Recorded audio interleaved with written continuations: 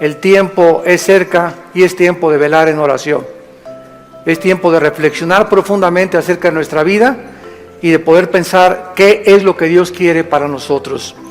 Todos ustedes los que traigan su Biblia, eso es lo bueno de traer la Biblia el domingo, la vamos a abrir en 3 pasajes, porque a continuación voy a desarrollar el inicio de una nueva serie, titulada El desafío de la fe.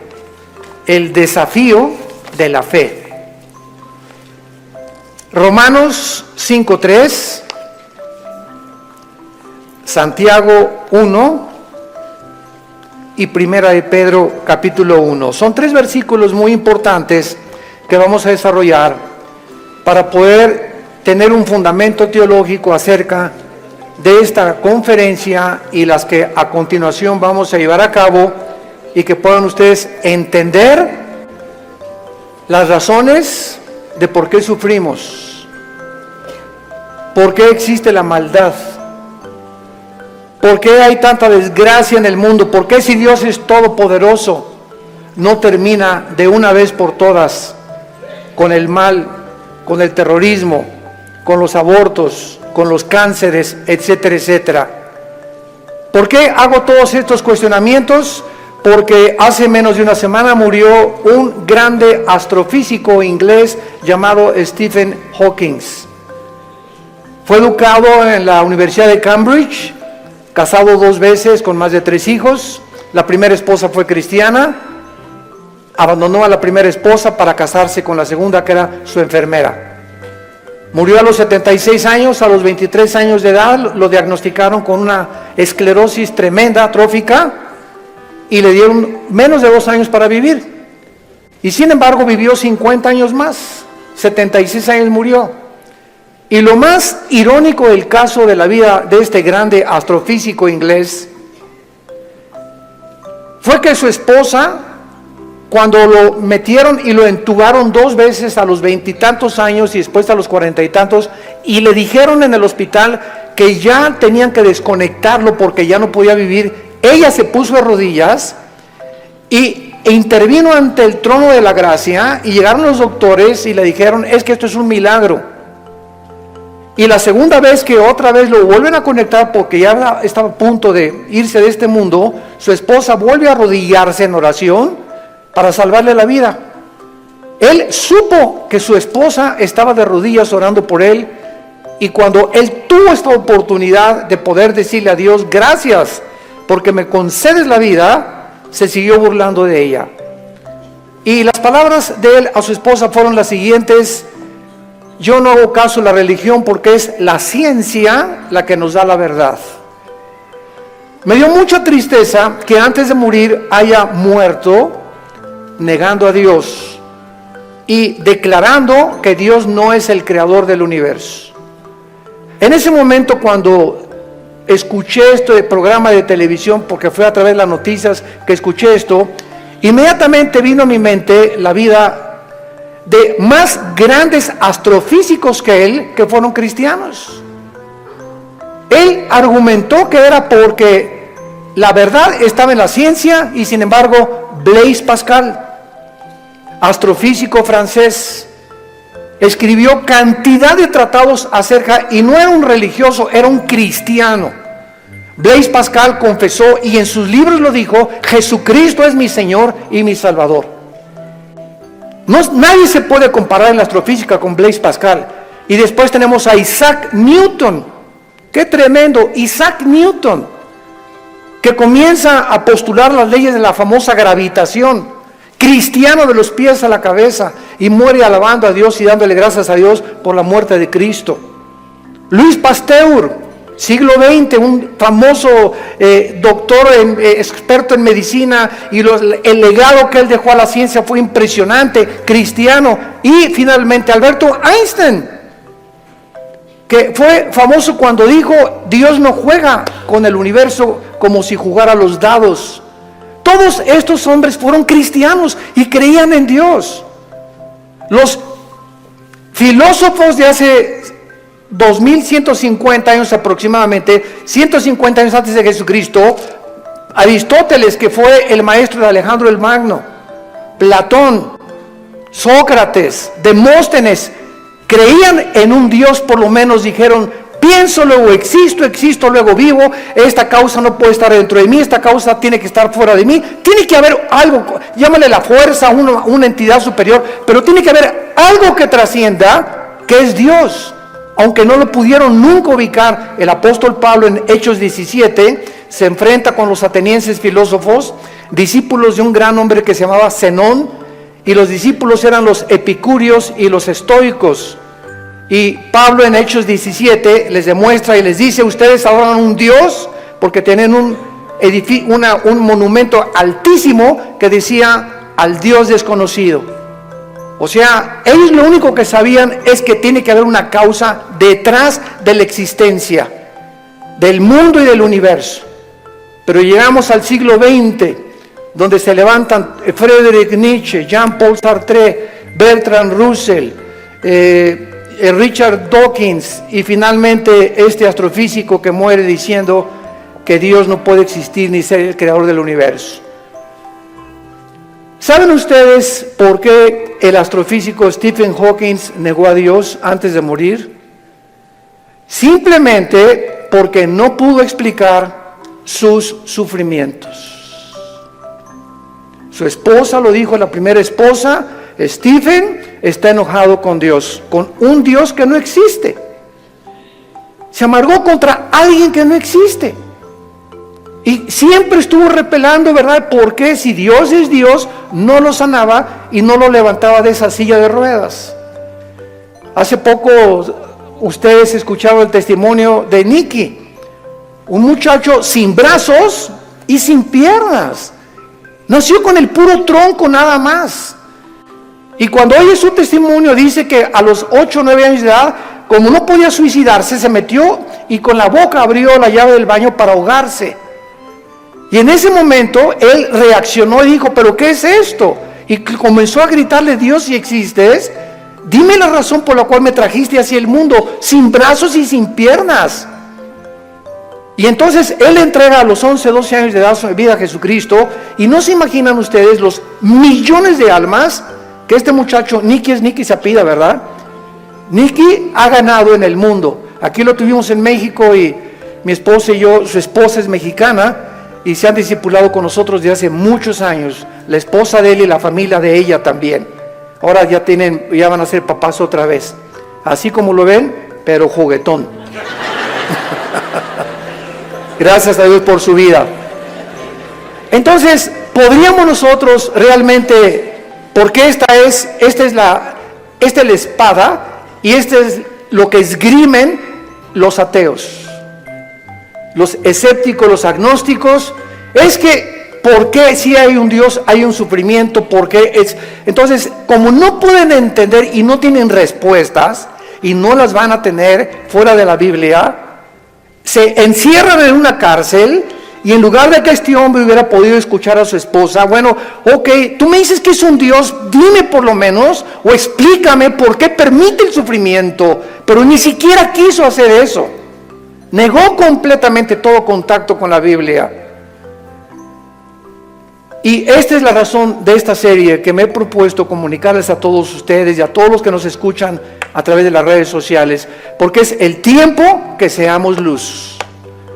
El mundo está pidiendo respuesta a los políticos, astrofísicos, ateos, agnósticos, escépticos, etcétera, etcétera. Las universidades en Latinoamérica están llenas de ateos, infectando las mentes de nuestros hijos, incitándolos a una revolución, incitándolos a la violencia, porque ellos creen que a través de esta violencia y de este idealismo pueden ellos hacer un cambio en México social, o en Veracruz, o en cualquier otra nación.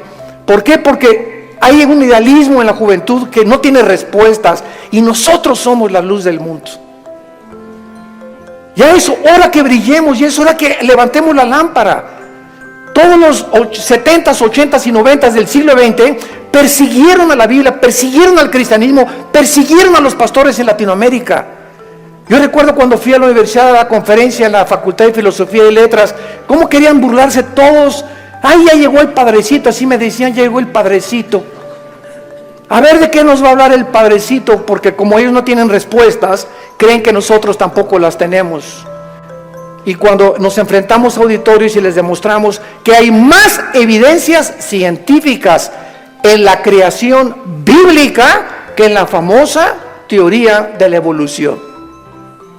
Cuando alguien te diga y tú le preguntes, bueno, ¿cuál es tu punto de vista o tu perspectiva de cómo te imaginas que creó el universo? ¿Qué te van a contestar? Pues por ahí anda una enseñanza, una ideología que se llama el Big Bang, o la grande explosión traducida. ¿Y qué significa esto? Que pues los físicos y se imaginan, porque no se puede probar científicamente, que pues comenzó con una explosión en el universo. Y entonces de esa explosión se formó todo lo que nosotros vemos. Cuando las propias leyes de la física, la primera y la segunda ley de la termodinámica, contradicen el Big Bang. Virgen del Socorro. Me atrevo a decir esto. La misma física que dice la primera ley de la termodinámica, nada se crea ni se destruye, la segunda ley, todo tiende al desorden, a la oxidación, a la destrucción, a la corrupción. Nunca del desorden se ha formado el orden, por el amor de Dios. Entonces, ¿cómo podemos estar defendiendo una teoría que la aceptamos ciegamente? Porque mi maestro me la enseñó. Porque tu maestro no tiene ninguna otra explicación. Y como dijo Don Teofilito, como decimos aquí en México, ni la tendrán si no vienen a la Biblia. Porque por medio de la ciencia y por medio de la intelectualidad, que es limitada, el ser humano no puede traspasar y trascender la dimensión espiritual, la dimensión del mundo invisible. Entonces el intelecto choca contra las cosas que no entiende y al llegar ahí se vuelven locos. Entonces no puede el ser humano comprender la inmensidad del universo que nos rodea, ni los caminos ni los pensamientos de Dios, porque son más altos que los nuestros. Dios tuvo que bajar hace 2000 años en la persona de Jesús para Él comunicarnos y revelarnos los secretos que se encuentran detrás de su universo, de su soberanía, de la tierra, de dónde venimos, los animales, la genética y la ciencia, que continúan como demostrando y comprobando simplemente que la Biblia tenía la razón. Y es hora de hablar, y es hora de tener una confrontación directa, porque el mundo se está hundiendo en la confusión teológica, en la confusión ideológica. Los gobiernos los invitamos al próximo desayuno en junio, ya les dieron su volante, titulado El fracaso de los gobiernos humanos. Otra vez, ¿verdad? Vamos a examinar todos los gobiernos, nazismo, fascismo, monarquías, democracias, etcétera, etcétera. ¿Por qué ninguno ha funcionado? ¿Por qué siguen peleándose? ¿Por qué ahorita ya los partidos políticos en todas partes del mundo, ya sus convicciones, los estatutos en los que formaron sus partidos están deshaciéndose y contagiándose con el otro? Es como si nosotros dijéramos, soy cristiano pero me voy a juntar con los mormones y con los musulmanes. Cuando los principios de los musulmanes, los principios de los mormones y el cristianismo se contradicen unos a otros. Entonces, ¿creo realmente que mis convicciones son reales y es la verdad? ¿O necesito otras ideologías porque no estoy seguro de lo que yo creo? Es una tristeza, se están derrumbando ante nuestros ojos todas las ideologías y todas las filosofías del mundo. Los sistemas de pensamiento están confundidísimos como jamás lo habían estado. Gubernamentalmente, teológicamente, filosóficamente, económicamente, es una confusión en el mundo tremenda. Es el estrés por el cual vive la gente, es una incertidumbre de dónde está la verdad, dónde está la luz, quién tiene la verdad. Tú dices que en aquella religión, tú dices que en aquella religión. Discúlpame, en ninguna religión, en la persona de Jesucristo. Porque tú puedes tener X religión sin tener la verdad, ni tener al Hijo de Dios en tu vida. Él fue el que vino y nos dijo: no los católicos, no los evangélicos, no los nazarenos, no los mormones. Jesús dijo: yo soy la verdad.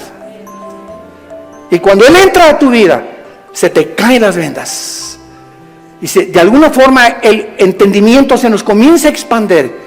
Y solo Dios, el Espíritu Santo, puede hacer que nuestra mente se abra para que cuando vengamos a la Biblia podamos entender, porque la Biblia, el autor es el Espíritu Santo, necesito al Espíritu Santo morando en mí para comprender los pensamientos de Dios. Ven a la Biblia sin el Espíritu Santo y vas a chocar contra los pensamientos de Dios, porque el hombre natural no entiende las cosas del Espíritu, porque para él son locura, porque estas cosas no se intelectualizan, estas cosas se disciernen espiritualmente.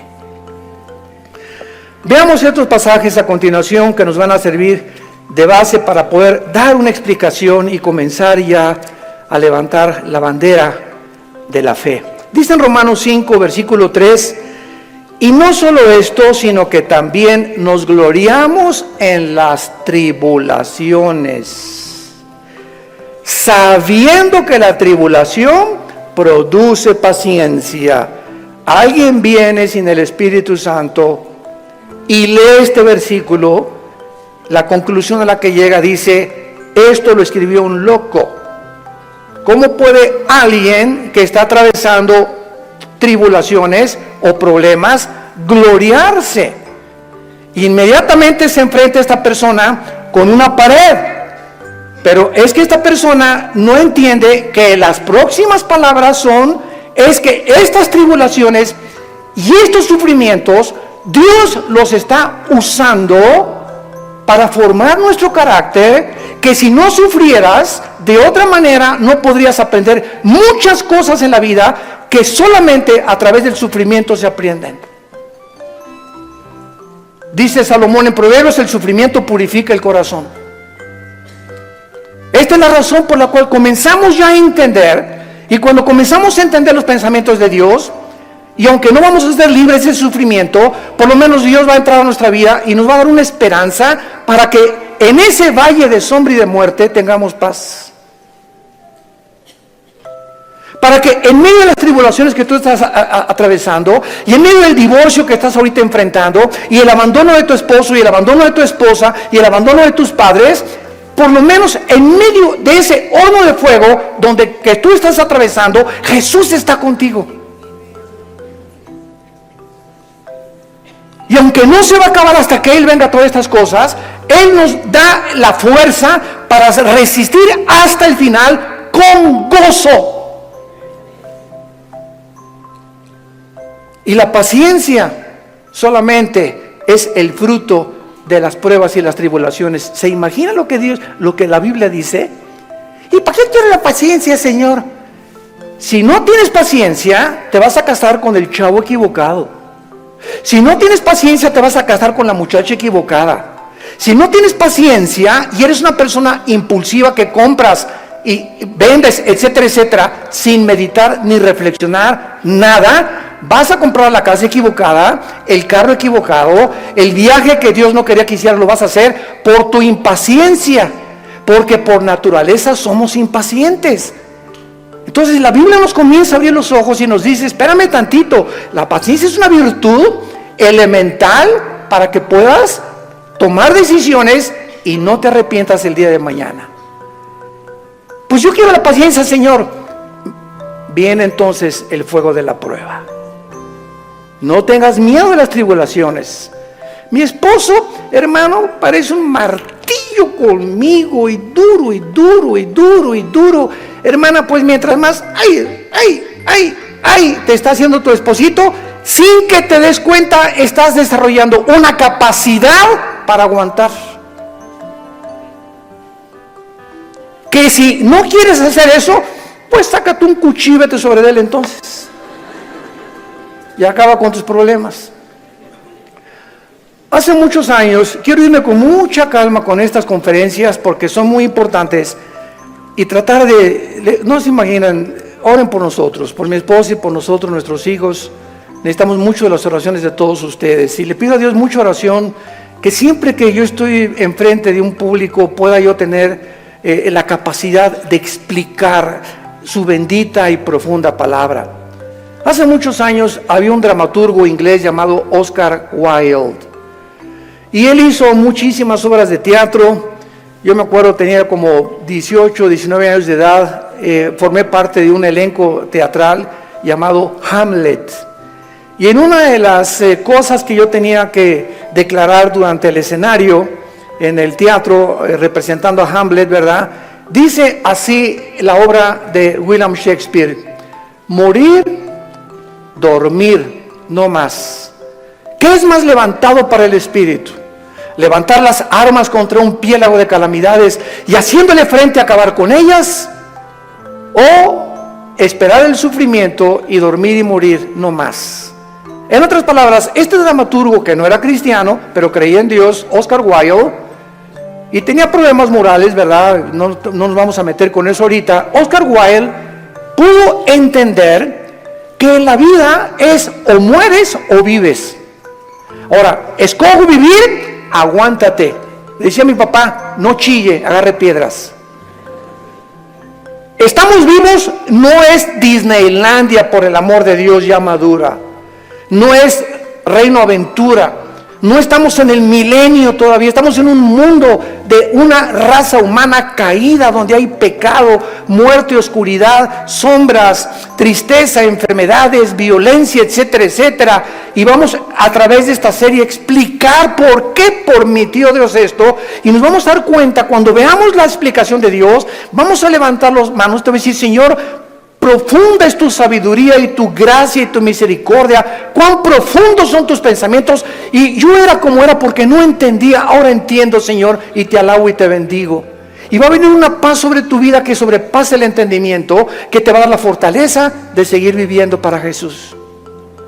Y este es el propósito de esta serie que he tratado de preparar para todos ustedes y los que nos escuchan. Las tribulaciones nos producen paciencia. Necesitamos la paciencia. La segunda es Santiago capítulo 1, versículos 2 y 3. Santiago capítulo 1, 2 y 3. Hermanos míos, otra vez parecía que estuviera loco Santiago, de cual fumó. Tengan por sumo gozo cuando se hallen en diversas pruebas. ¿Quién puede llegar a esa conclusión, verdad? Gózate cuando te corran de tu trabajo. Gózate cuando pierdas tu casa. Gózate cuando tienes algún problema, ¿verdad? ¿Por qué me voy a gozar? Porque esa prueba que estás atravesando está produciendo paciencia. Otra vez, Santiago está de acuerdo con Pablo para poder, con diferentes palabras, decirnos que las pruebas producen paciencia. Entonces tú llegas a tu casa con tu esposa: ¿qué crees, mi chenchita? ¿Qué, mi amor? Estás tan contento, te veo, te ascendieron de puesto. No, mi amor, al contrario, me corrieron. ¿Quién podría reaccionar así? Nadie, ¿verdad? Ni marihuano. Nadie podría reaccionar de esa manera, más que un cristiano que vive en el Espíritu. Y la esposa: oye, pero ¿sabes una cosa? Esto no es para que te pongas contento. Sí, mi amor, ¿sabes una cosa? Porque acuérdate de Romanos 8:28. Todas las cosas contribuyen para nuestro bien. Y no me corrieron porque haya sido ladrón, borracho, parrandero, jugador o defraudador. Me corrieron, ¿verdad?, por política, lo que tú quieras. Pero ¿sabes por qué me gozo, mi amor? Porque creo en lo que dice la Biblia. Ahorita mi única reacción sería llegado: vieja, sácamela de don Julio reposado. Y vamos a ponernos los dos hasta atrás. Esta vida no vale gorro. Vamos a divertir. Que nada, y que Dios ni que cristianismo. Esa es la otra reacción. Y comenzar con la autolástima y comenzar a amargarte contra Dios. ¿Te das cuenta? Entonces, en lugar de que tomemos esa actitud, la Biblia nos muestra que nos enfrentemos a los problemas con otra actitud, porque cuando Dios ve que tú enfrentas esa actitud y que tú llegas a tu casa y: Señor, gracias, te alabo, yo no entiendo por qué me corrieron, lo único que sé es que tu palabra dice: no desmayes, no tengas miedo, yo soy tu Dios, nunca te dejaré, nunca te abandonaré. Y estoy seguro que viene un trabajo mucho mejor que el que yo tenía. En el momento en el que Dios ve desde el cielo que nuestra reacción aquí en la tierra es diferente a la de los demás seres humanos, Dios nos bendice.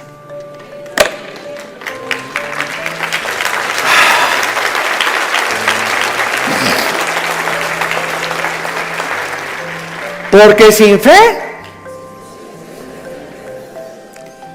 ¿Y cómo se demuestra la fe? Actuando al contrario de nuestros sentimientos y emociones. Hebreos 11:6. Y el versículo 1 de Hebreos 11 dice: y la fe es la certeza de lo que se espera, la convicción de lo que no se ve. Veamos y metamos aquí un microscopio. La fe está relacionada con el futuro y con lo invisible. Es una certeza, es una seguridad de algo que está adelante de mí, que estoy esperando, y aunque yo no lo vea, estoy seguro que viene a mi vida. Y además estoy tan convencido aunque no lo vea. La fe, si no es algo que tú estás esperando y no estás convencido, tu fe es la fe de los demonios. Dice Santiago capítulo 2 que los demonios también creen. No, yo creo en Dios.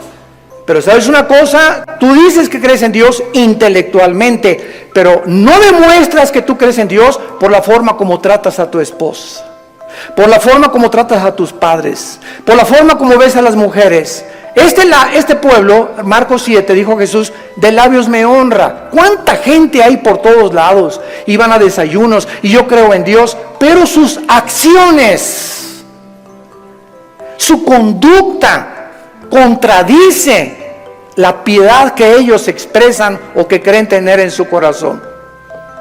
Entonces te vuelves un hipócrita, te vuelves un falso cristiano, porque la fe tiene que, dice Santiago, sin obras no es fe. La salvación es por la fe, pero la forma de demostrar que esa fe es salvífica, que realmente nos ha transformado, es cuando vemos que ha transformado mi vida. Ya no soy el que yo era antes, antier, o hace un mes o hace 6 meses. Ahora cambió mi vida con mi esposa, la forma como veo a mis hijos, la forma como manejo mi negocio, la forma como me relaciono con la gente, la forma como veo a los gobiernos. Cambia completamente mi vida. Y si yo no manifiesto esta actitud o esta nueva conducta, no es cierto que soy cristiano. Y lo vamos a ver en el tercer pasaje, 1 de Pedro capítulo 1. Y ahí vamos a comenzar nuestra serie. Esta es la introducción. En 1 de Pedro capítulo 1, versículo del 6 al 9, escribe el apóstol Pedro, y los recipientes de esta carta eran judíos perseguidos por Roma.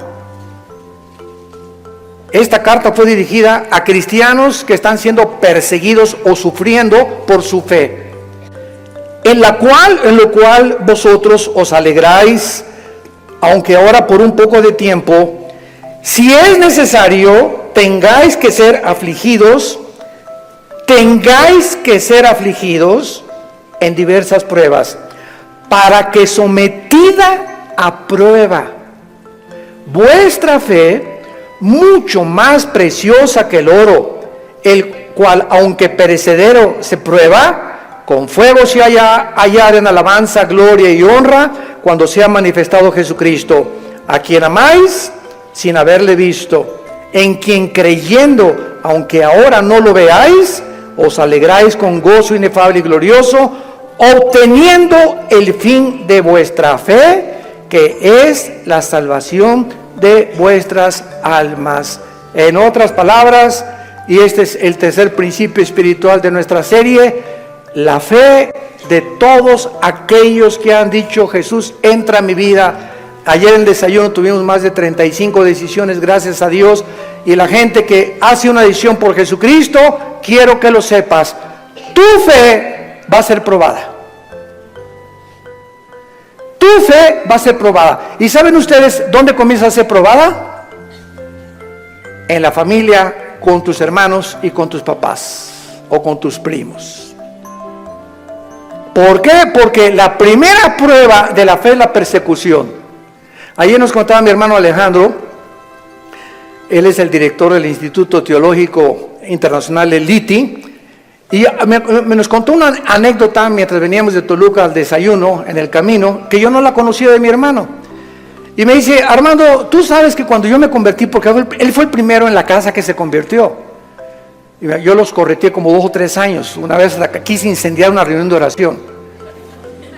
El gadareno era Pinocho comparado con los demonios que yo traía. Y se los digo en serio. Y me dice mi hermano, tú sabes que cuando yo me convertí, llegué a la casa y mi mamá inmediatamente me quiso correr. Ya te metiste con una secta, quién sabe qué te metieron, etcétera, etcétera. Total, dice, me tuve que salir de la casa y a los 4 días regresé a la casa. ¿Y qué crees? Estaba un cuñado mío, nuestras hermanas, la abuela, los tíos, y me hicieron juicio. Todos alrededor de la mesa, diciéndome, a ver, acércate por favor, estamos escuchando que ya te cambiaste de religión. Y que andas por ahí con unos aleluyas y quién sabe qué tantas cosas. Y en esta familia, la única religión que tenemos es tal y tal y tal y tal cosa. Y dice mi hermano, yo lo único que hice es a todos ellos que me hicieron juicio por haber aceptado a Cristo, en lugar de que contentos de que dejé las drogas, porque era bien hipioso mi hermano antes, y le metía todo, ¿verdad? En lugar de que estuvieran contentos, estaban completamente enojados que yo había comenzado a leer la Biblia. Y lo único que les dije fue, puse la Biblia en medio de todos y les dije, ¿la han leído? Y comenzaron todos a voltearse unos con los otros. No, Chepo. Pues si no la han leído, ¿qué base tienen para juzgarme que yo estoy mal? Porque si no es la Biblia la base de nuestra fe, ¿qué es entonces? Yo no les dije que fui con los mormones, ni que fui con soy un musulmán. Estoy en un grupo de cristianos que leemos la Biblia. Y si ustedes no leen la Biblia, no tienen ninguna base. Dice mi hermano, desde esa vez nunca se volvieron a meter conmigo. Pero vino la persecución inmediatamente y vendrá contra ti también. Y comienza en la propia familia. ¿Por qué? Porque Dios nos sacó de las tinieblas de nuestra familia para regresar a nuestra familia e iluminarlos y sacarlos también al reino admirable de la vida de Jesucristo.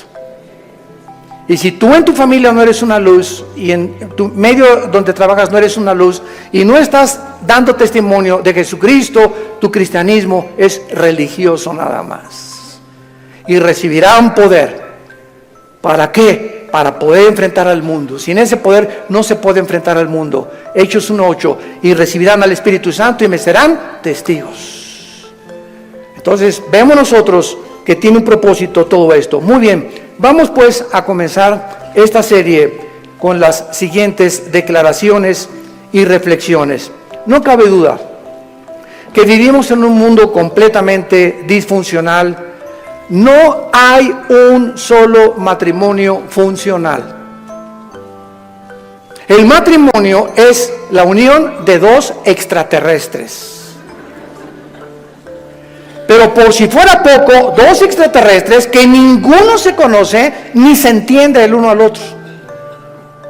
Y vas a tener 60 años de casado, como dijo un gran predicador hace algún tiempo en un estadio en Estados Unidos que lo escuché. Yo tengo 60 años de casado más o menos y sigo sin entender a mi esposa.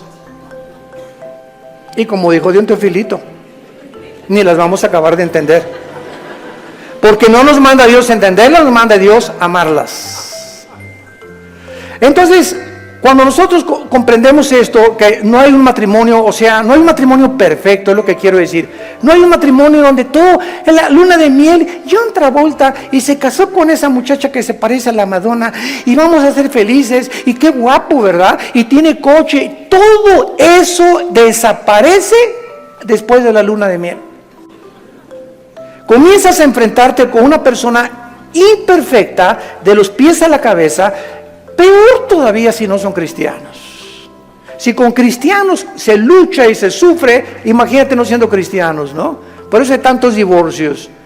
Entonces te enfrentas con una persona, con una mujer, que no sabes cómo tratarla, no sabes, de todo chilla, no sabes por qué chillan las mujeres de todo. Habla, parece perico de África como habla mi esposa. Es que a las mujeres Dios les dio esa capacidad de hablar hasta por los, quién sabe por dónde más.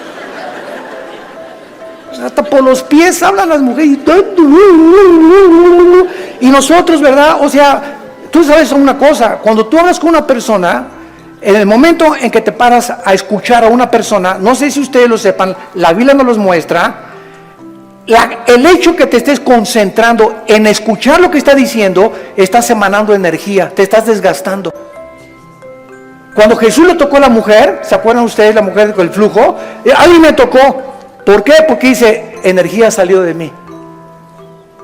Todo el sufrimiento que ella tenía se lo transmitió y Jesús en su hipersensibilidad sintió inmediatamente. Hoy eligieron los apóstoles, pero todo el mundo te toca. No, hay alguien que me tocó con el propósito de recibir algo de mí y lo sentí en mi espíritu. Es una hipersensibilidad espiritual tremenda. Pero cuando tú te sientas con alguien, entonces esta es la razón por la cual mujeres, los hombres nos sentamos y viene tu esposa y 15, 20 minutos y a los 10 minutos no tenemos la capacidad, yo no sé cuánto ustedes sean superhéroes, ¿no? Pero la mayor parte de los hombres no tenemos la capacidad de oír más de 10, 15 minutos. Comenzamos, sí, amén, gloria a Dios, mi amor. Sí, es cierto, sí, te amo, tienes toda la razón, ¿no? Comenzamos ya con el avión, etcétera, etcétera. Pero ustedes las mujeres, mi esposa se junta con otra mujer, o cuando se juntan las pastoras, y 6 horas sin parar. Yo llego a los restaurantes, me recoges a las 7, y sí voy a las 7, y ahí está, digo, oye, mi amor, te dejé a las 2 de la tarde, y sigues en la mesa platicando con ellas. Y se despiden y están en la puerta del restaurante, bye, y en la noche llega y le siguen hablando por teléfono. Señor mío y Dios mío, Jesús, María y José y el burrito que los acompaña, así son. Dejémoslas, felicitémoslas, pero no las contradigamos, mucho menos, porque así las hizo Dios. Las mujeres tienen 7 días al mes que sus hormonas cambian drásticamente en la famosa menstruación. Y durante esos 7 días no te atrevas a decirle nada. No te atrevas a tocarla tampoco, ni sexualmente tampoco, porque está prohibido en la Biblia. Son tiempos en el que vuela la mosca y se ponen a llorar, hipersensibles. Es una semana en la que yo te llevo el desayuno a tu cama, mi amor, yo le voy a lavar los trastes, yo te lavo la ropa del bebé o lo que sea, ¿verdad? Y comienza el hombre a entender la naturaleza femenina, que no estamos para que ellas nos sirvan, no son nuestras esclavas ni nuestras sirvientas. Y cuando comenzamos a darles lo que ellas necesitan, porque las comenzamos a comprender, es cuando vienen las bendiciones de Dios. Es cuando vienen las bendiciones de Dios. ¿Por qué estamos haciendo así? Y no somos mandilones. Eso no es ser mandilón. Lo hacemos porque Dios nos dice: ama a tu mujer como yo te amé desde la cruz, con un amor sacrificial. Y cuando yo veo sacrificarte por tu esposa, te voy a bendecir como no te imaginas. Porque el mal que le hagas a tu esposa se te regresa. Es como un boomerang. Se te regresa, dice en Efesios capítulo 5. Nadie aborreció su propia carne, sino que la cuida y la sustenta como Cristo a la iglesia. El daño, las groserías, los gritos, el adulterio mental que traes contra tu mujer, se te regresa y detiene las bendiciones de Dios. Y vas a comenzarte a encontrar desesperado, ya no te puedes gozar en las pruebas, ni en las tribulaciones, ya no tienes paz, ¿verdad? ¿Por qué? Porque necesitas otra vez venir a la cruz y pedirle perdón a Dios por la forma como has tratado a tu compañera, a tu amante, a tu esposa, a la madre de nuestros hijos. Ahí viene. ¿Por qué lo hacemos? Por la fe. Y sin esta fe es imposible que yo agrade a Dios. Vivimos un mundo disfuncional, tenemos que entender esto. Y todas estas circunstancias nos hacen volvernos a la pregunta, que es la que vamos a desarrollar en esta serie: ¿por qué Dios no detiene la maldad? Muy buena pregunta, muy válida filosóficamente. ¿Por qué Dios no detiene tanta destrucción y tantos sufrimientos? Es la pregunta que permanece en las mentes de la mayor parte del ateísmo, y muchas veces no solamente los ateos, sino también de los mismos cristianos. La única diferencia, escuchen esto, señores ateos que nos escuchan, en cualquier programa que haya en el mundo de televisión o de radio o en cualquier foro, nunca a un ateo ni a un agnóstico le van a hacer estas preguntas, nos las van a hacer a nosotros. Porque los ateos no tienen respuestas. Y como no tienen respuestas, por eso se enojan contra Dios, y por eso se amargan, y por eso dicen que son ateos. Entonces, si el mundo va a cuestionar a algún ser humano para que le responda, no va a ir con los ateos, van a ir con nosotros. A ver, ¿tú qué te dices, cristianito? Dime esto y esto y esto. Hace mucho les conté un incidente que lo he repetido así. Una vez estaba platicando sobre el ateísmo en el Hotel María Isabel, salimos del desayuno hace algunos años y me aborda una persona en el elevador, pero así, ¿verdad? Usted es el señor Andrés, así, mucho gusto, ¿cómo está? Ya entramos al elevador juntos. Usted dice que es todopoderoso, ¿verdad? Pero con esa actitud, ¿verdad? Usted dice que es todopoderoso, ¿verdad? Sí, efectivamente, Dios es todopoderoso. Y si es todopoderoso, ¿por qué no acaba con el diablo si él tiene poder? Y le contesté, porque comenzaría con usted.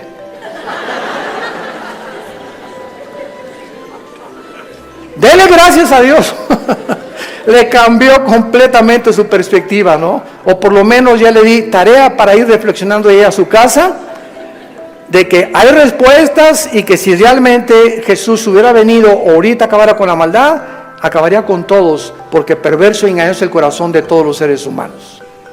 Entonces démosle gracias a Dios que no lo ha hecho y que en su paciencia, dice en 2 de Pedro capítulo 3, está esperando para que todos o la mayor parte de los seres humanos se arrepientan antes de que juzgue severamente este mundo. Muy bien, entonces por causa de no tener estas respuestas que demandan sus mentes finitas, cuando una persona astrofísico o ateo demandan respuestas, no se ponen en la posición honesta de decir, bueno, ok, yo ando buscando por qué el sufrimiento y la maldad, pero me voy a poner en una posición honesta. Yo soy un ser humano, amén, lo soy. Si soy un ser humano y si existe Dios, es lógico, vamos a decir una línea lógica elemental, es lógico que sea un ser sobrenatural y sería imposible poder comprender los pensamientos, así como un niño no comprende los pensamientos de su padre, ni de un filósofo.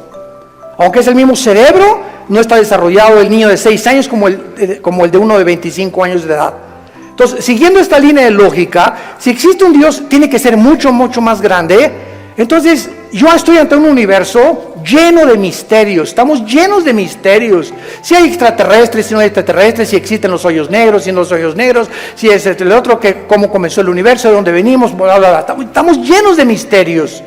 Entonces, estos misterios no voy nunca a comprenderlos con la mente de caracol que tengo, porque si existe Dios, es un ser hiperdimensional. ¿Qué necesito? Buscar dónde lo puedo encontrar. Si existe un Dios, ¿dónde lo puedo encontrar? Entonces hay mucha gente honesta intelectualmente que se envuelve en religiones. Entonces, por eso Sigmund Freud, el padre del psicoanálisis freudiano, dijo, es que el ser humano busca a Dios porque tiene miedo a la oscuridad y a lo desconocido. Y entonces este temor inconsciente, escribió Freud, es lo que impulsa a muchos seres humanos a buscar a un Dios. Se equivocó completamente, porque aun cuando fuera así y me está guiando el temor a lo desconocido, dice la Biblia, me encontrarás porque me buscarás con todo tu corazón. Yo les confieso, en mi caso particular, a los 25 años de edad me encontraba yo en un momento existencial en mi vida, que estaba yo en el lodo, así estaba yo en el suelo completamente. Anduve buscando en tantas religiones y por acá y por allá, también experimenté con algunas drogas, era borracho, parrandero, jugador, mujeriego, me decían el aventurero de Tlalnepantla, aunque no vivía en Tlalnepantla. Y a través de esta crisis existencial, mi hermano ya se había convertido, mi hermano Alejandro, y caí de rodillas un día porque y los amenacé. Llegaba mi hermano con los cristianos, Armando, arrepiéntete, mira, ustedes están locos. Y llegaban ahí, ¿verdad? Y hasta comenzaron a pelar, en ese tiempo se comenzaron a peinar como Jesús, así, y se ponían hasta unas túnicas blancas y me parecían locos, freaks, como le decimos en inglés, ¿no? Y dije, no, están más locos que nada, es la nueva onda, ¿verdad? Y peace and love y todo así, amorosos y todo, no me convencían. Hasta que llegó esta crisis existencial en mi vida, en la que ya no tuve más que hacer, intenté quitarme la vida 2 veces. Ya no quería vivir, dije, no hay propósito, significado en mi vida. Y en esa crisis caí a las 4 o 5 de la mañana recordando las palabras que siempre mi hermano, antes de irse a la casa, oraban por mí. Y esas oraciones que hacían por mí en la casa me llegaron a tocar las fibras más sin que yo lo supiera, movieron mi espíritu. Y me levantó el Señor, creo, a las 3, 4 de la mañana y caí de rodillas. Le dije, Dios, si tú existes, te necesito. No sé quién eres, pero yo te necesito si tú existes. Y si es verdad que es tu Hijo, al quien tú escogiste y en quien el cual tenías tu complacencia y lo mandaste para que lo oyéramos a Jesús, no dijiste que oyéramos a Buda, ni a Mahatma Gandhi, ni a Mahoma. Tú dijiste a él oír. Si es Jesús, yo lo necesito en mi vida. Le hablé a mi hermano a las 4 de la mañana, pasó por mí a las 5 de la mañana, me llevó a la casa de un misionero bautista con un corazón impresionante por el amor de las almas, y ahí estuve yo en un mes de febrero, marzo, ¿verdad?, de 1974. Caí de rodillas junto al piano, que era un músico misionero, y le grité a Dios. Me comenzó con la Biblia, por cuanto todos han pecado y son apartados de la gloria de Dios, la paga del pecado es la muerte, Juan 3:16, Dios te ama, etcétera, etcétera. Y comencé a llorar y a llorar y a llorar y a llorar durante 40 minutos llorando. Y yo no sabía ni por qué lloraba, pero estaba llorando. Sentía que eran capas que se me quitaban así encima. Y ahí quedé tirado todavía como media hora. Ya me dijo el misionero, dijo, vamos a dejar a tu hermano aquí solo en mi estudio. Ya salí yo y sentí como que me habían quitado, ¿verdad?, todas las frustraciones y desilusiones y traiciones que traía y mentiras de todo lo que, programas virulentos que el mundo me puso. Y fue la forma en la que Jesús me dijo, ¿verdad?, tú eres a quien tú estás persiguiendo. Y de ahí en entonces, ¿verdad?, mi vida fue cambiada radicalmente. Yo supe que había llegado al final de mi vida y que si Él era Jesús, yo tenía que dedicar mi vida a Él. No había ninguna aventura más grande en la cual un hombre pueda aventurarse a vivir más que conocer a Dios. No hay una aventura más grande. Conocerle es el más grandioso afecto de nuestros sentidos y amarle el más grande de nuestros propósitos. A los 3 años de que comencé a trabajar yo en la hotelería, era gerente del hotel, el que acabamos de ir ahorita en la reunión de los pastores en Acapulco, enfrente a la Diana. Estuve de gerente como 1 año, gerente en el Hotel Camino Real de Polanco, etcétera, etcétera. Y le dije a Dios, me voy de misionero. Yo creí que Dios me había llamado para otra cosa, me fui de misionero y me fui a la sierra de Oaxaca, entre la costa chica y la costa grande, entre Oaxaca y Guerrero. 3 años durmiendo en pisos de adobe. Mi cojín era un ladrillo envuelto en periódicos y me tapaba en la noche con periódicos, con los indígenas. Yo creí que me había llamado Dios para ser misionero, porque los misioneros que conocí en Acapulco me mandaron para que yo fuera, y lo único que me daban era un cheque de $100 al mes. Comíamos lo que pescábamos, las almendras que arrancábamos y los mangos que quitábamos de los árboles durante 3 años de mi vida. Y ahí conocí la máxima de las pobrezas. Más pobre no puede ser. Yo dormido en camas de piedra, hermano, te gané. En covachas, estas eran chozas de adobe. Y además había un pueblo ahí que se llamaba El Ciruelo, cerca de Tejucunicuilapa, en la Costa Chica, que era de leprosos. Y me acuerdo que un día me dijeron, ¿por qué están tapados así? Es que son leprosos. Y yo creí a las 2 de la mañana que Dios me había llamado a morir con lepra. Y le dije a las 2 de la mañana, Dios, si ese es mi destino, Señor, aquí estoy. Yo no sabía ni qué contagios era la lepra, ni conocía mucho de la lepra, pero yo creí que Dios me había llamado para morir como un leproso. Y ya, ¿verdad? Pasaron los 3 años, regresé a Acapulco, comencé a predicar, a fundar movimientos de estudios bíblicos en las casas. En 1979 la organización del famoso evangelista, que vamos a orar por él, Luis Palau, se está muriendo de cáncer, por cierto. Tiene cáncer en los pulmones, Luis Palau. Me hablaron a formar parte del equipo de Luis Palau.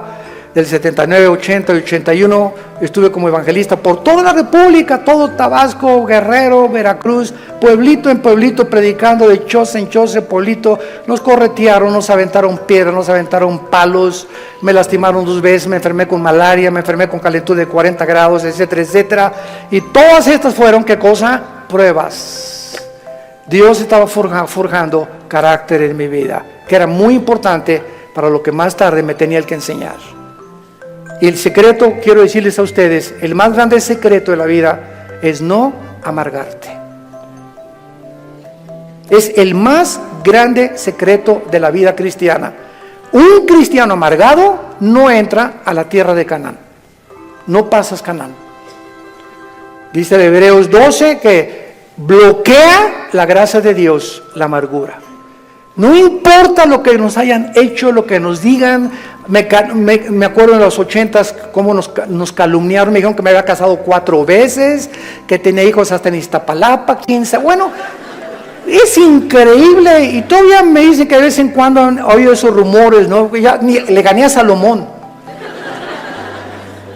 Puras mentiras.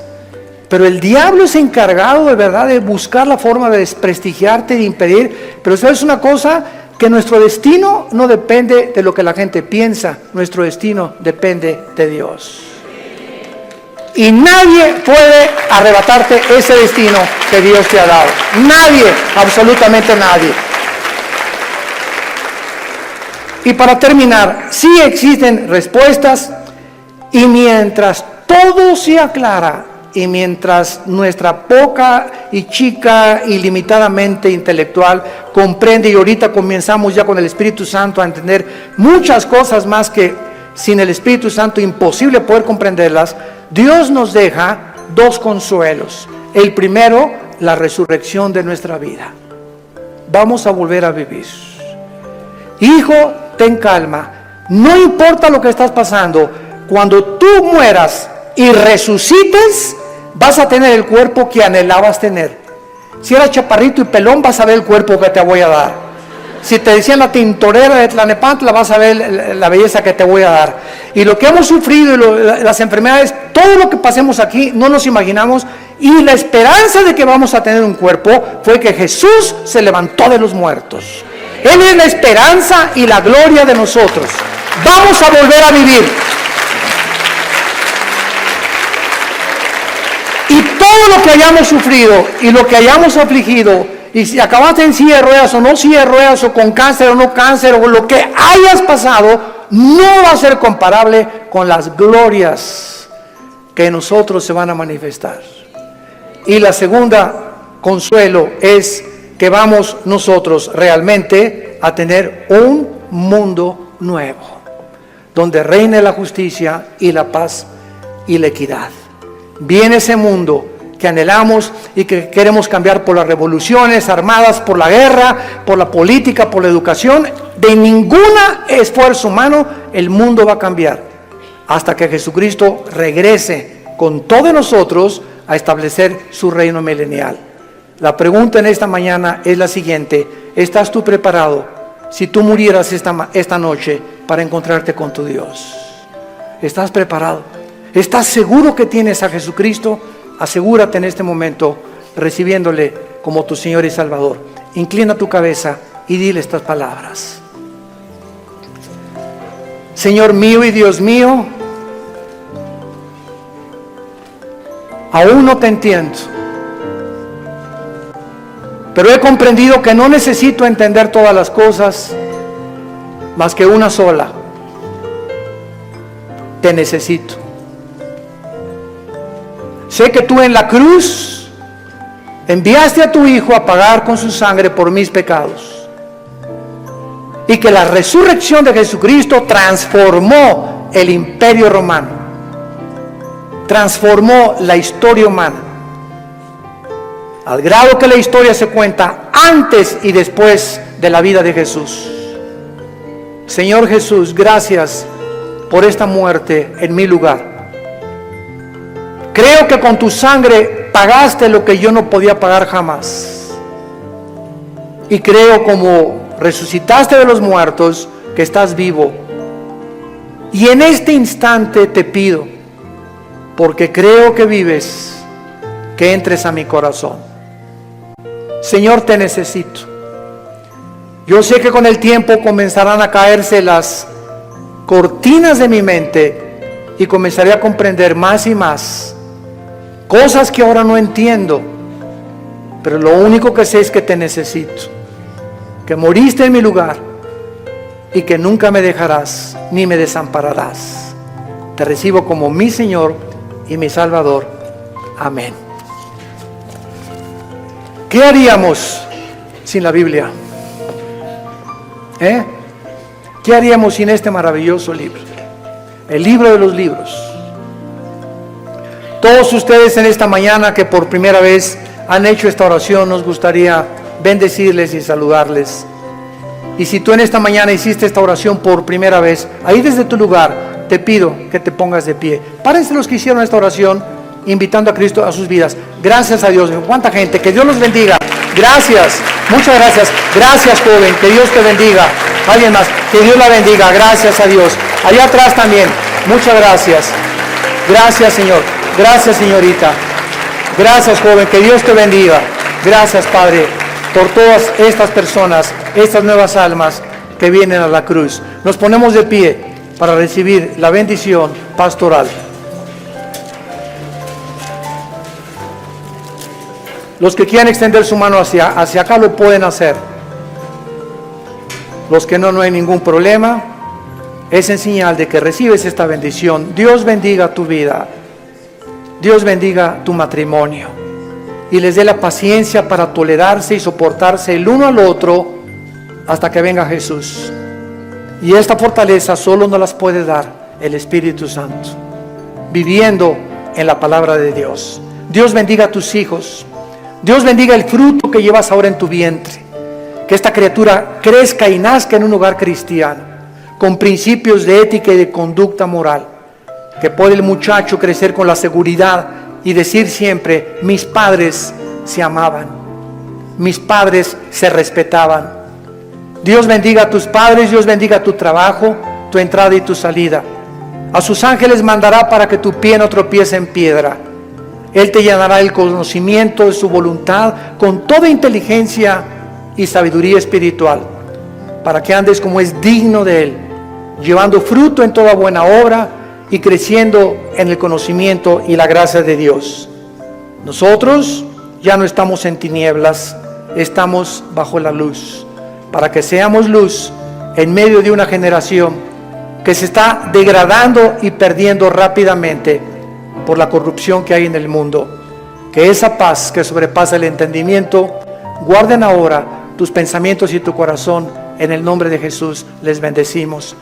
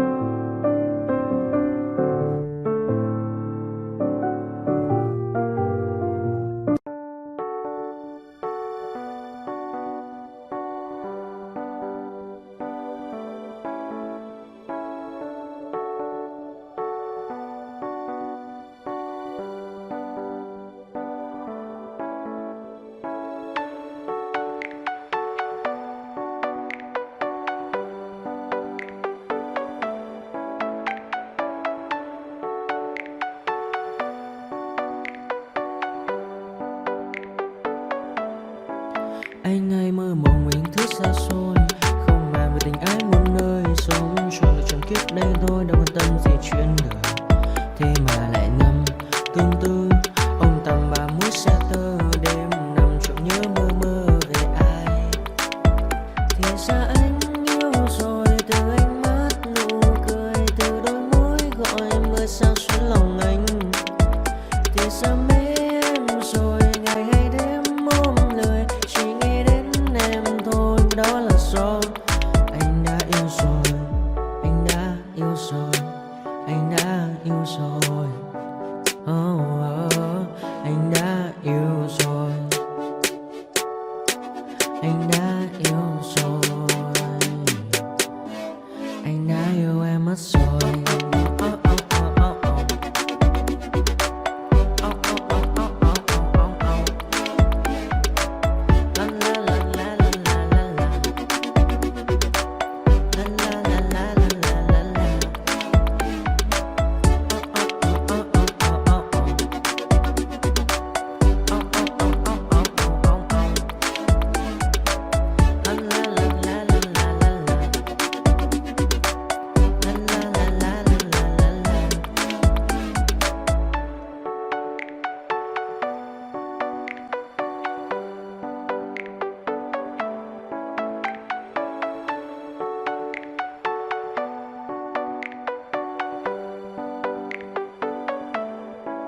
Anh hay mơ mộng mình thứ xa xôi, không màng về tình ái muôn nơi. Sống trọn đời trọn kiếp đây thôi, đâu quan tâm gì chuyện đời. Thế mà lại ngâm tương tư,